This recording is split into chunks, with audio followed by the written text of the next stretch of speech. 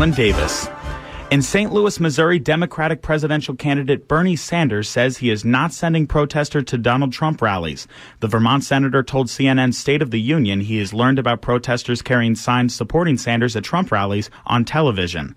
The Republican frontrunner claims the protesters were organized by Sanders' campaign with the intention of disrupting his rallies. Sanders said he would denounce any of his supporters who disrupt a rival's rally. He said there's a difference between protesting and actively disrupting an event. Speaking of the presidential race, Republican and Democratic voters cast ballots tomorrow in presidential primaries in Florida, Ohio, Illinois, Missouri, and North Carolina. Ohio Governor John Kasich and Florida Senator Marco Rubio desperately need victories in their home states to stay alive in the Republican race. In the Democratic race, Bernie Sanders is coming off a surprise victory in last week's Michigan primary. In more somber news, at least 20 people are injured after an Amtrak train derailed in Kansas.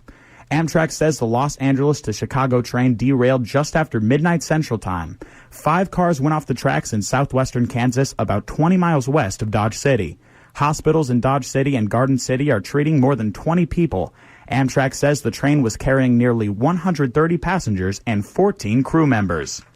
Moving on to Hollywood, California, Walt Disney's Zootopia is the box office winner yet again. The animated film about a rabbit that joins the police force grabbed the top spot for the second straight week, taking in $50 million. The suspense thriller 10 Cloverfield Lane opened in second place.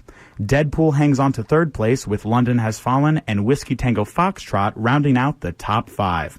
This has been a WICR Information Update. I'm Colin Davis.